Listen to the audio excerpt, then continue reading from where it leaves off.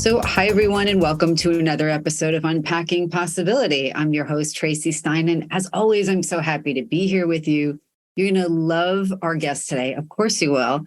Her name is Shirin Etessam, and she's done just about everything and done it well, but she's here to talk about why that's not what determines who we are and what we're worth. So I'll give you a little bit of background, and then Shirin will tell you more about herself. She's an entrepreneur, seasoned media executive, and transformational speaker. Shirin has produced films, original television series, and specials, created several companies, and led campaigns for some of the world's most recognized companies. You've heard of them, definitely. ABC, CBS, Discovery, BBC, Apple, Intel, Virgin, many more. How can you beat that? She's also a proud member of the LGBTQIA plus community. And I love that. It's June, it's Pride Month. So I'm extra happy to have you here in June and anytime. Shirin founded OML TV, a popular platform dedicated to streaming and curating quality queer female video content, and OML Originals, a female-led production company telling diverse female stories through a vast spectrum of film and television genres. Shirin is also a regular contributor to Rolling Stone and Forbes. Is there anything you don't do or can't do? And today, Shirin guides seekers in her 6-week program. She's going to tell you more about that and how she got there. The program is free to be, and it helps people to disconnect their human being from their human doing and find true and lasting fulfillment. Shirin lives in Marin County, California, with her wife and 2 children. So Shirin, as always, welcome. So nice to have you here. Thank you so much for having me on your show. Your work is so important and so timely in about 100 ways, but we'll get to some of those ways today. I really thought your story was so important and relatable about how you created this 6-week program. It took you longer than 6 weeks, and you really distilled it down. So I want to invite you to tell your story about how you crafted this program and your journey.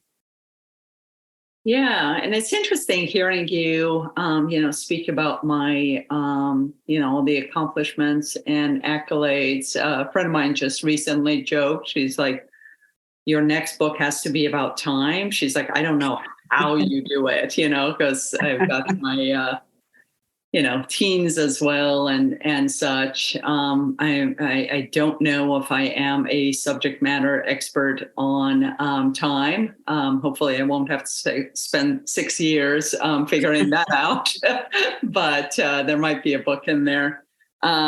Yes, but my capacity to do is quite a bit, and realizing that all my doing doesn't add up to my self-worth was a huge aha moment.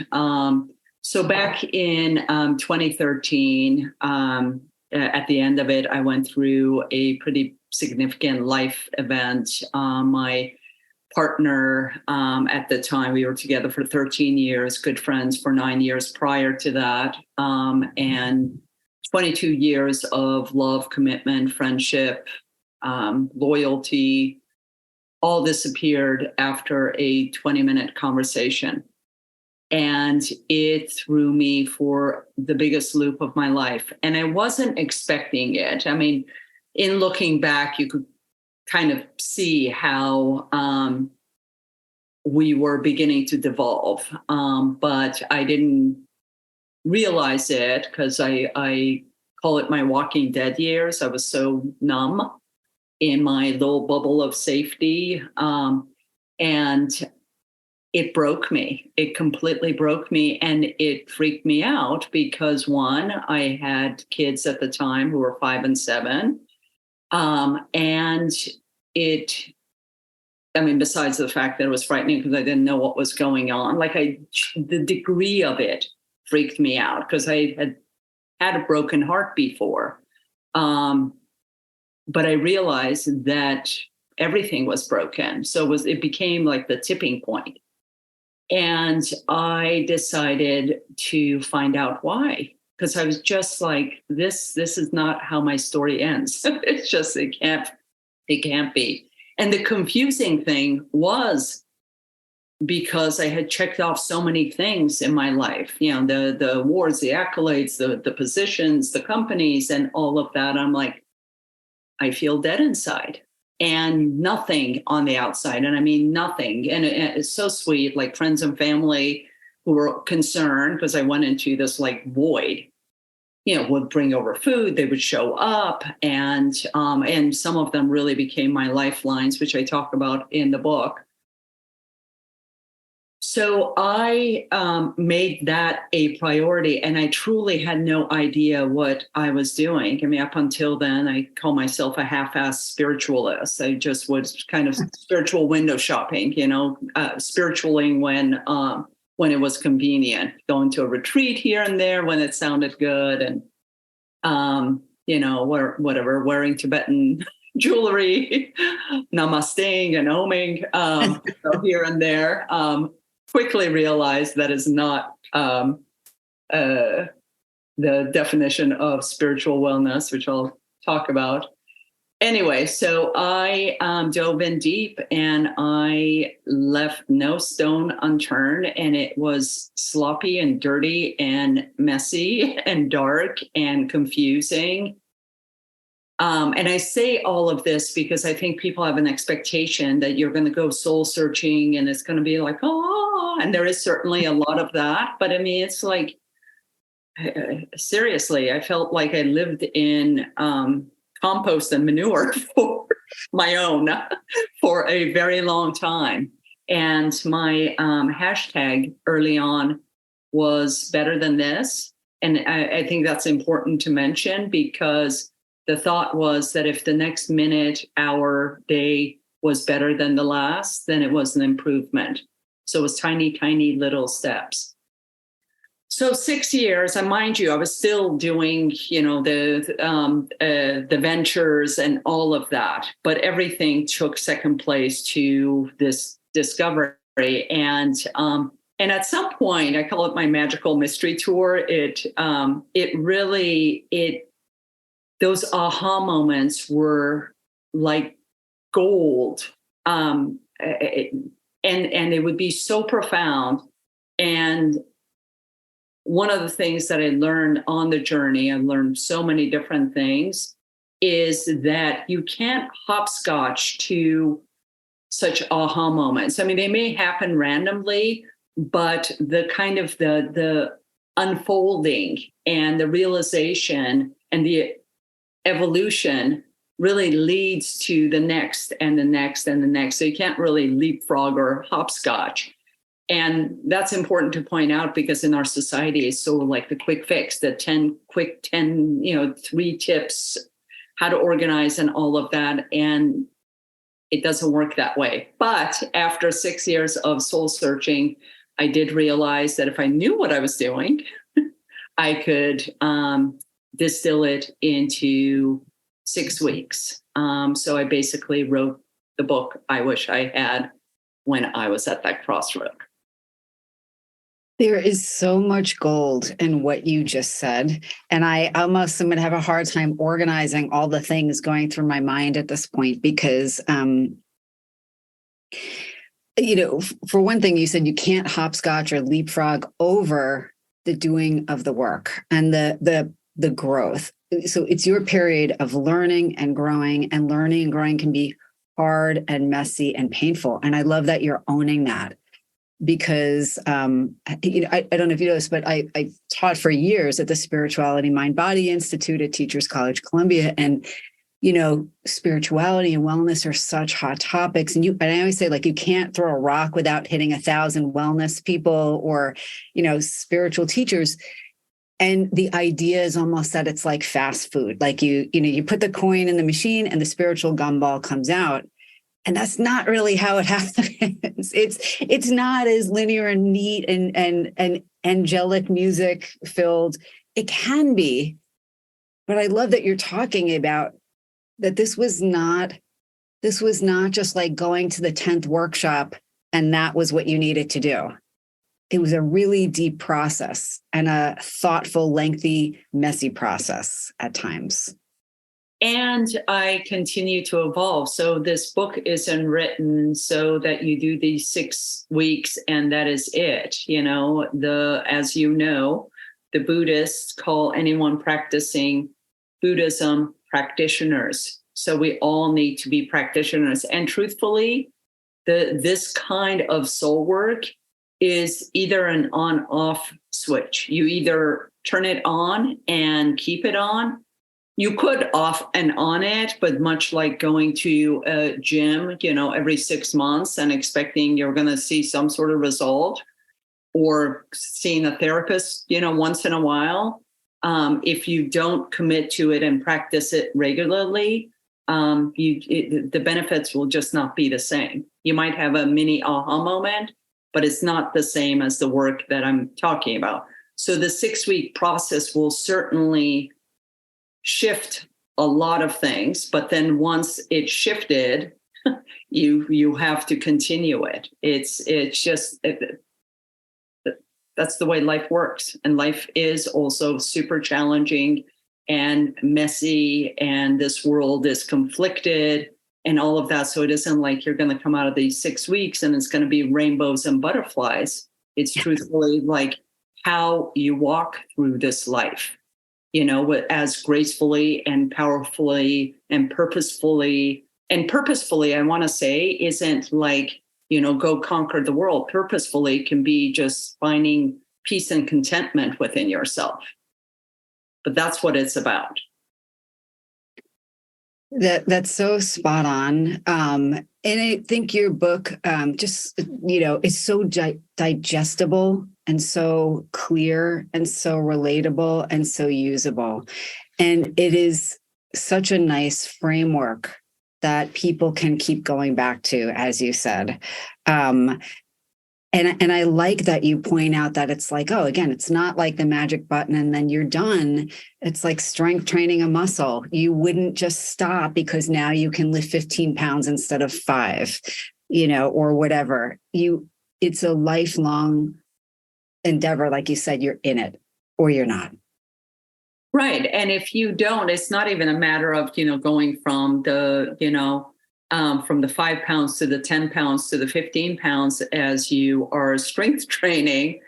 If you don't do it, you won't even be able to lift the 5 pounds that you were able to do, Right. and so on. So the practice of it is really helpful. And I think it's very unique to the West, this whole like bigger, faster, more, so which causes a lot of issues, we want quick fixes. We want, the whole like letting go. I was talking about this in a Facebook group that I have called Inner More, and anyone can join if you're interested. But this whole concept of letting go and moving on, which is a great thing, but all that, moving through whatever it is that you're letting go of and moving on from takes time. And if we don't do it, then we end up gifting it forward to, the next relationship or partnership or to our kids and all of that. So yeah, slow the F down, like just, bigger, faster, more isn't necessarily a good thing, and it can be, but not if you don't have your base down. So important to point out. Yeah, absolutely. And I know something else that you've spoken about, like that's a thread through your book, is that like you said earlier, the accolades and all the things you've accomplished, we're so used to the energy going out and the doing, and that can distract from the being, the sitting with our emotions, the being present for what's going on, and how important that is, even if it's hard, right? Because and you talk about infoxication, and And I think that's a way that we all, we distract from the stuff we don't want to deal with the social media and the doom scrolling. You talk about that. Yeah. So the 6-week process starts with just really quickly talking about the structure of the book because it's important. So it's 6 weeks. And it is in 2 sections. So part 1 is truly about letting go of things that no longer serve you and or breaking habits. And so the first 3 weeks is 21 days. And there's some studies about habits being made or broken within 21 days. It's not that cookie cutter, but that's kind of the part of the reason of the structure of it. And the second half is in building new habits that do serve you and walking in that direction. The very first week is about brain detox, because that is the biggest culprit to us stepping in our own way. The mind is a beautiful, beautiful thing. I joke that it makes a fantastic CFO, but not a good CEO, because it's so often rabbit holes and worries and all of that. So we have, they estimate that we have like 60,000 thoughts a day. They also, this is research, this is not me. Up to 80% of you probably know this, up to 80% of our thoughts are negative and up to 95% are repetitive. So we have this washing machine of negativity that's going on all the time, right? And we can't control our thoughts. Thoughts come and go as they like. So washing machine. And then what do? We wake up, especially since the pandemic. It's not even, there's the doom scrolling, there is the distraction, but it's also become, you and I are talking through screens. It's the way we are now conducting our work. So instead of sitting possibly at a quiet desk and then having meetings once in a while, we are constantly on the screen with information coming in. So we have this washing machine, and then we have new information coming in, and a lot of that is also negative. And then social media also, it's become, I talk about the social dilemma, the documentary, because the founder of the social media platforms are in the interviews there say that they never intended to create the, quote unquote Frankenstein that they created. And it just so happens that social media companies need to be funded by advertising, and advertisers are, often corporations, and the analytics will tell them what they believe that you want to see, and they'll feed you more of it. So you look at the polarity or the divisiveness of the country, it's like, it makes sense that it just like, so all to say this massive washing machine, and like, who controls it but you? That it is like when TVs first came out, people were watching those, TV constantly. Remember TV dinners? Some do. I never had it, but like, families would sit around. That's how TV dinners came around. You just pop it in the microwave and then sit around TV and consume till they suddenly were like, oh, not a great thing. Cigarettes too. Everybody was smoking, and then it was like, not so good. So I think that with any sort of information, it is truly up to us to filter what we allow in, the same way that just because you're passing by the McDonald's and the, Jack in the Boxes and all of that, that you don't stop at every single one of them and consume, because that it is not good for you. Right. It's the same thing. So it's up to you to filter that. And I talk about ways of doing that.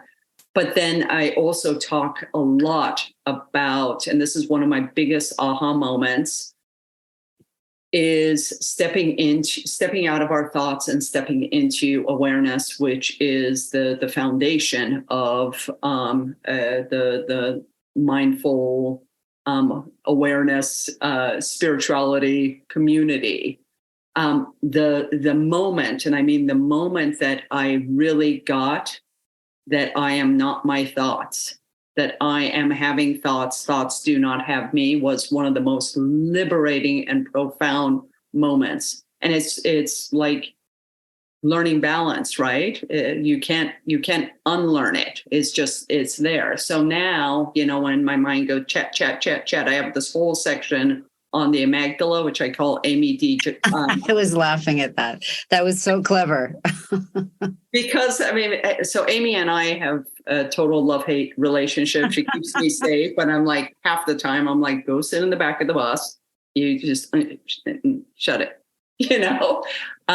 So realizing that, and so we can't control what comes in, but we can control what we hold on to and what we do with it. So, as the story of the two wolves, it's the wolf you feed, Love that. The quote is, and I wrote it down because I just thought it was so great. And now I have to find it in my 800 notes here. But the wolf you feed is the wolf who wins. Correct. That is, yeah. And just such a perfect comment. And I want to go back to Amy G. Dalla for 1 second, because I think people can really relate to this and they'll never forget amygdala again. Even people who don't even know what their brain looks like.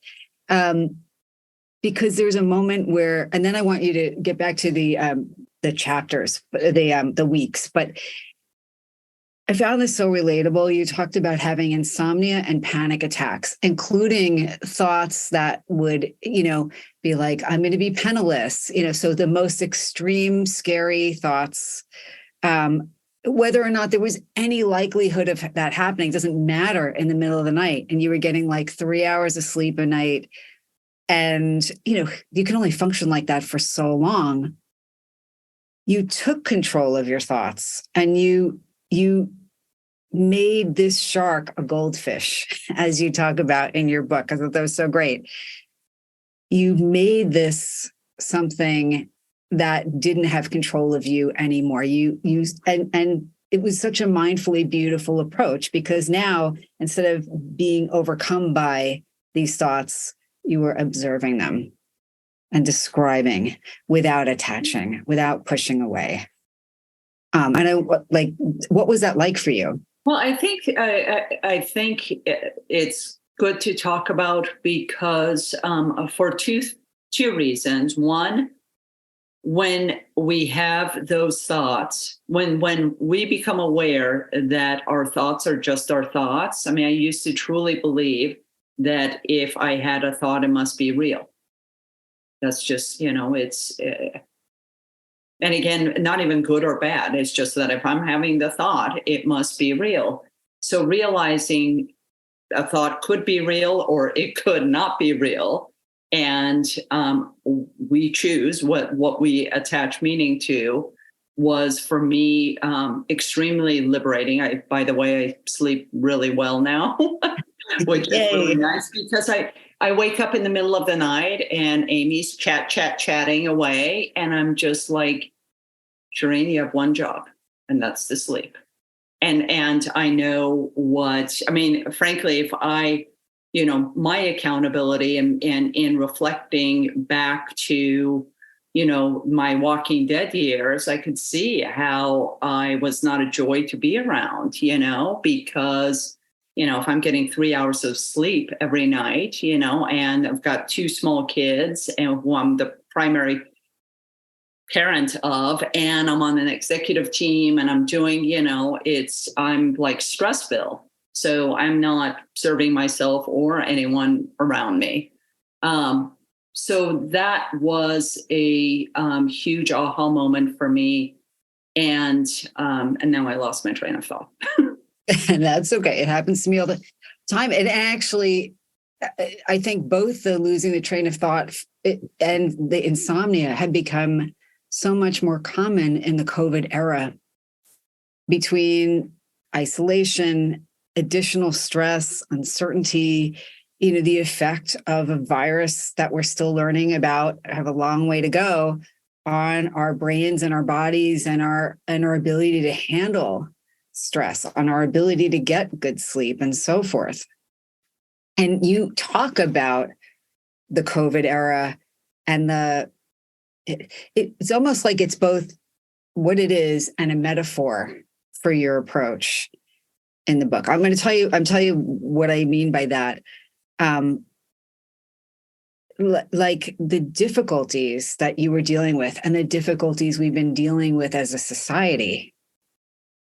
Again, like there's the opportunity for like I don't want to sound corny, like a silver lining, but the growth that can come from difficult things. We may not be the same on the other side of the growth, but we leave with something that is invaluable and that we may not have come to otherwise. For you, it's not only your personal growth, but this gift of this 6-week program that you're bringing to the world, right? And it doesn't mean that it wasn't painful, but you now have something you may not have had in the same way. Is that fair? Yeah, for sure. And, talking about the COVID years, I talked about the fact that we all had to go online and consume, but you can also see that between, screen time and what we talked about with social media and COVID, and the kind of the echo chamber that you step into, right? And if you don't realize that, again, just because you're having a thought doesn't mean that it's real. And just because you're having a thought doesn't mean that's the universal truth. Truthfully, it is your opinion. And I think that once we start finding separation from our thoughts, then we could also see the unrest in the world a different way, because you could just see that people are fighting and bombing and killing one another just based on a difference of opinion, because they believe it so profoundly.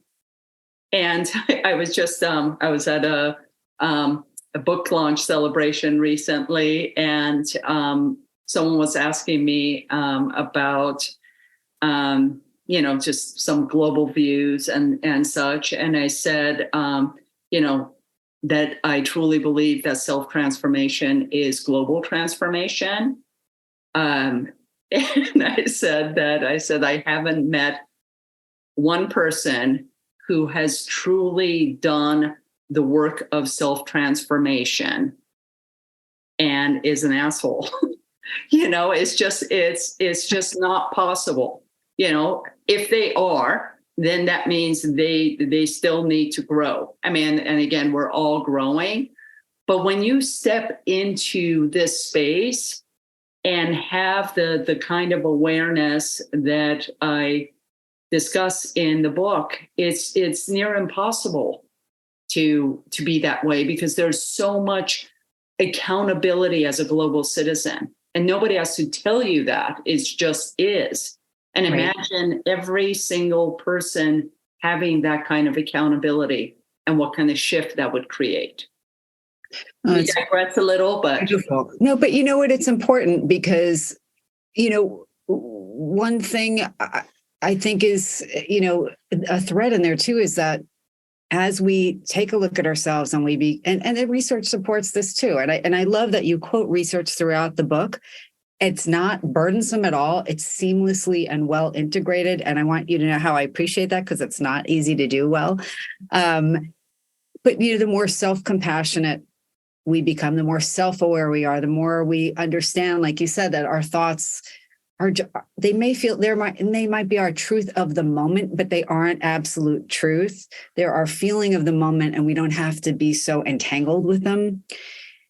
but the more compassionate we are for ourselves, the more compassionate we are for other people. And like you said, you can't be awful to other people. You can't dehumanize other people. You can't put negativity into the world when you yourself are in greater balance, when you have done the work on yourself, when you have cultivated greater empathy and compassion.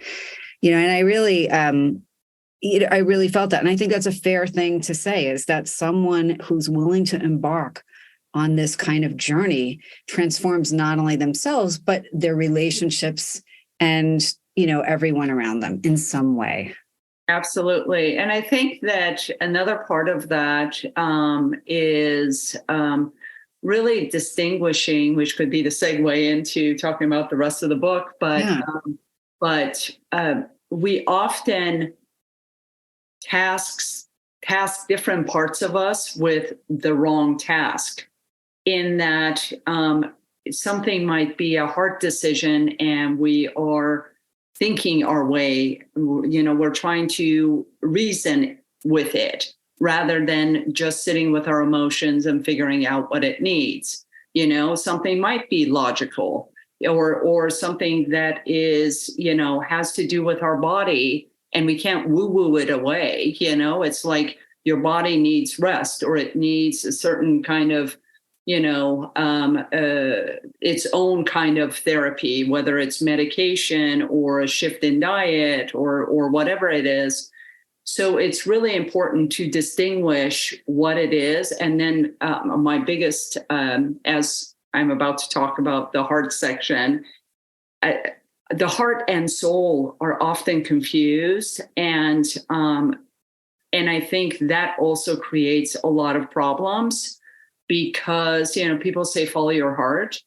And I think that's a total misnomer, because truthfully, and week 2 is all about the heart.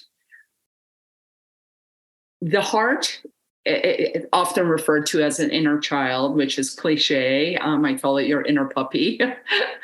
Your inner puppy, your inner child, all it wants is to be seen, to be loved, to be cared for, to be acknowledged.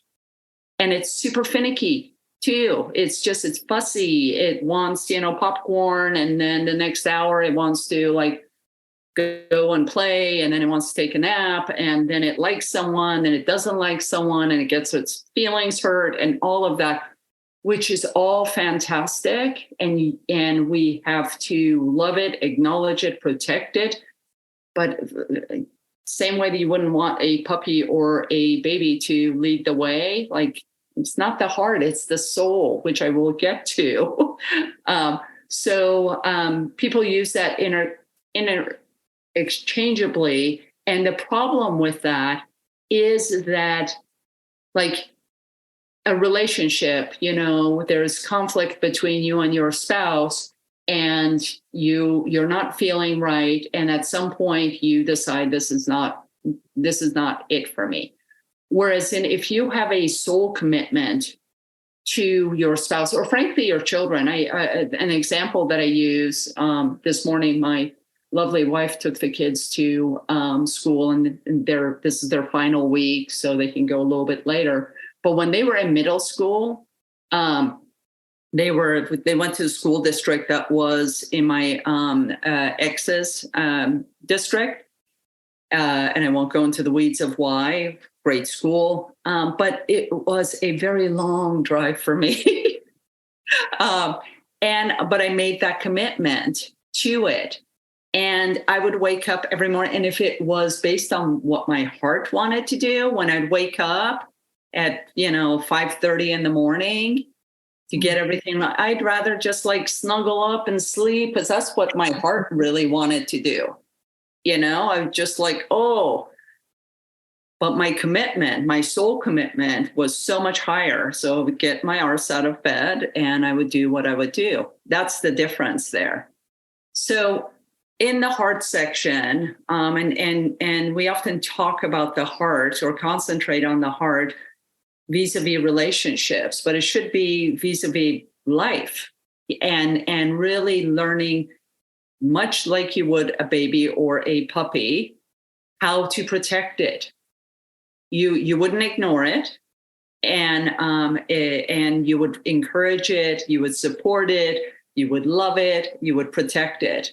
So what are the ways that you can do that as an adult? And I have this, one of my favorite parts of it is I talk a lot about the various feelings, basic feelings and complex feelings, and why they're important and the roles that they play. But one of my favorite sections is the filter that I ask all readers or listeners to go through. And I call it taser, shield, filter, or hug. And I ask everyone to put anyone in their lives through that filter. Taser for people who are just toxic and shouldn't be in your life. Just taser them out, not physically, but emotionally, mentally. Shield are for people who need to be in your life, like an ex that you need to co-parent with, or a boss that you don't get along with. They need to be in your life, but you set strong boundaries with them and keep it and reinforce it. Filter is purely not oversharing with the world. Like, not everybody is your people, so don't get on the bus and, talk about how horrible your relationship is or your neighbor, and certainly don't do it on social. We've all seen those posts where it just like, and the last category is my favorite category, which is the hug. And those are people who deserve, as Brene Brown says, deserve a seat at your table. And those people you really listen to. I have two besties, and they are not soft and squishy. They call me on everything, and they have the right to. So when they're, when they put their hands up, I'm like, okay, go ahead, and friendship. Yeah, for sure. But they're also their feedback, their criticism of me. They deserve to say what they need to say, and not everybody does. So, and I also tell people, like, if you're in a situation, you'll know, because a situation and people, you have to figure out whether it's good for you or not. Ask yourself, does this person or situation expand my heart or contract it? And you'll have your answer. Right. And it might be somewhere within that continuum, but there's going to be someone like, this person is way too toxic. Nope. Or this situation, I need to get out. Or so important. I need to be in this, but I'm going to shield myself. This culture is a little. So that's really the hard section. And I think once people read through it, you really get why I talk about the difference between the heart and the soul. The third chapter is all about taking care of our bodies, but not just sleeping well, eating well, exercising, which we all should do. But it's really a matter of shifting our relationships with our bodies as our sacred vessel through this life. So I talk a great deal about that. And I also talk about breathing and breath work and different means of taking care of ourselves. Also disease. Like, you cannot wish a disease away. So if you bump up against that, or if you're dealing with that, like, that is of prime importance, and you cannot neglect it. And we often do up until the time we can't. We're also super abusive to our bodies, either, by overworking it or stressing it out or overeating, or you're not sleeping enough. So just shifting all of that. And then, so that's part one. All of it. Yeah. And then week 4 is my very favorite chapter and week, because you've done all the work of clearing your runway, so to speak, clearing your canvas. And I'd like to say that finding one's soul is a byproduct of doing all the work that you've done, because your soul has always been there. It's just that it's been, layers and layers of responsibility and adulting and all of that covered it up. So you unearth all of that. Your soul is there. And then it's like, okay, well, what do you do with it? So chapter 4, week 4 is all about play. I'm a huge advocate of adult play. And by play, I mean the type of play you did as a child. And there are 8 different play personality types. So you have to find, which I talk about in the book. So what might be play for me may not be play for you. So figuring out what that is and truly playing like your life depends on it, because it does. And that also has research. There's tremendous research at this point about the correlation between play and neuroscience, neuroplasticity, and how play rewires us. So huge advocate of that. Week 5 is as woo-woo as I get. It's all about where the soul and spirit meet. People confuse soul with spirit. I define soul as our unique imprint in this universe. No other organism has what we have, and that is to be celebrated.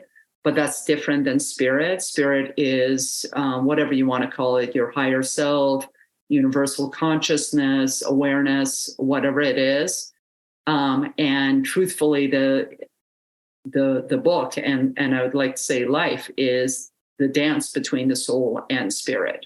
So that's week 5. And then week 6 is all about rewriting our story once we've gone through the work of the work, but not again like, hey, good luck with that, rewrite your story. Like I have a Venn diagram in it that you can use to really begin sculpting and defining what it is that, basically your raison d'etre, your reason for living. So it isn't, you're not figuring it out just so you could become more organized or have more, money or a better position. It's truly your soul living out loud, designing it so that it can. I love that. So powerful, really. And you mentioned such wonderful techniques. And I love that you put them all together. And the 6 weeks really, it just makes so much sense the way you have laid it out. It really does. It really does.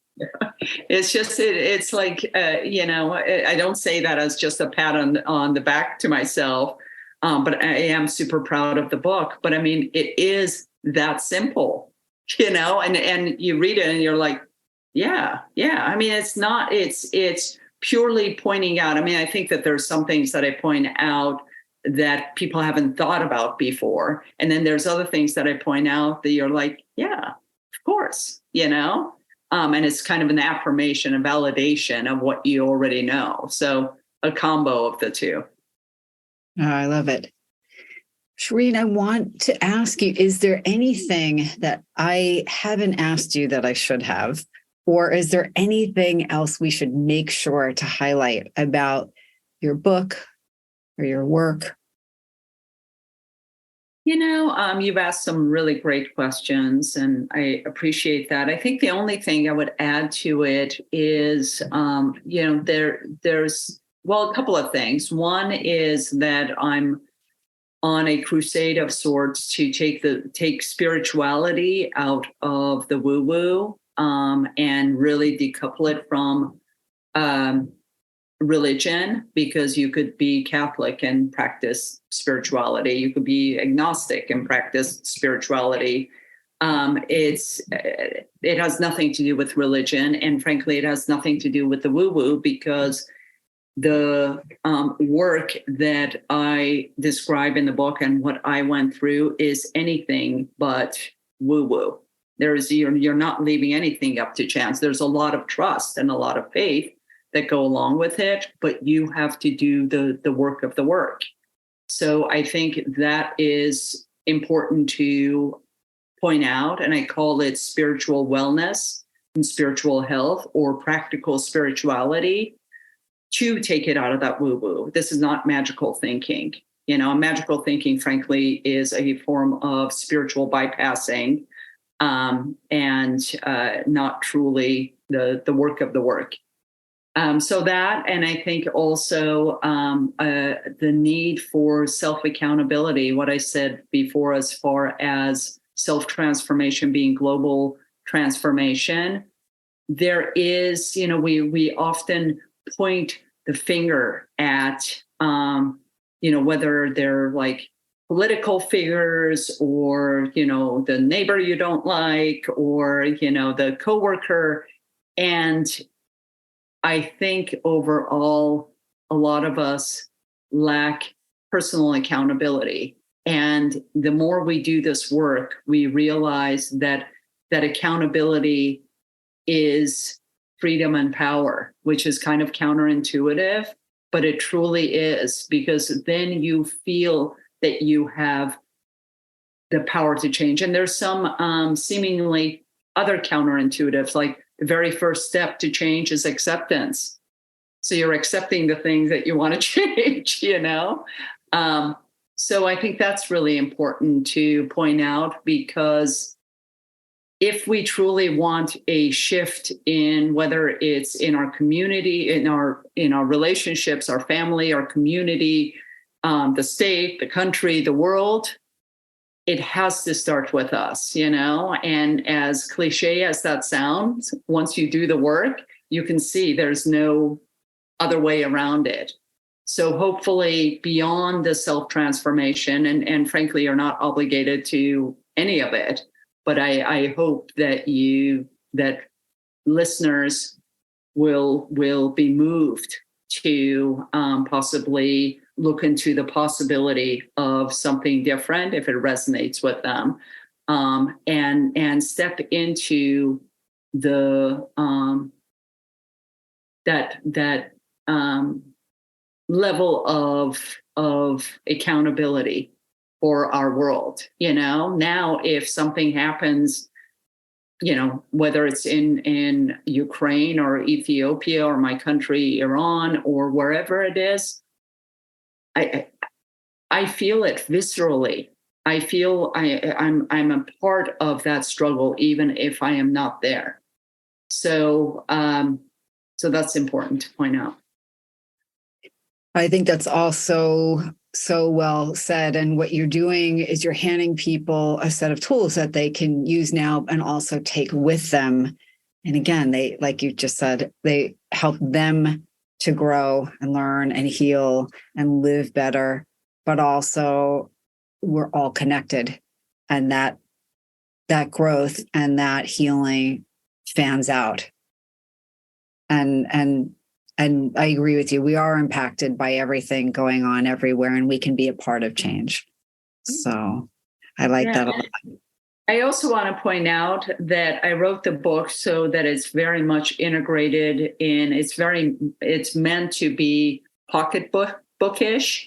We decided to not do the hardcover because it was the difference between $28 and $18. And I really wanted it to be accessible as possible to everyone, because it is structured so that it's very much integratable, doable within anyone's life, so if you're a busy mom, an executive, community leader and such, you can do the 6-week process without having to stop anything that you're doing. So it could be while you're vacuuming and dropping the kids off, or at work and traveling, whatever it is. So I think that's just wonderful. So tell everyone where the best places are to find you and where the best places are to find your wonderful book. So anything associated with me as an author is in my name. So ShirinEtessam.com. My social handles are also Shirin Etessam. I love hearing from people. So whether you reach out to me through the website or through social, I'm doing my very, very best to reply to any direct messages that I get. And I love hearing from people. And the book is available on many platforms, Amazon and Barnes & Noble probably being the easiest. But please also look for it in your local independent bookstores, because I'm distributed by Simon & Schuster, and I'm really pushing them to go to the indie bookstores. That's important to me. Wow, that's great. And Shirin, I'll put all of your information in the show notes. But I wanted to tell you it was such a pleasure getting to speak with you today. I'm really excited for your book. I wish you all the best with it. You don't need any good luck, because I know it's going to be a big hit. But thank you so much for taking the time to be with me today. Thank you for the conversation and the opportunity. This has been another episode of Unpacking Possibility. If you enjoy the episode, and I know you did, please remember to like, share, and follow. And until next time, as always, be well.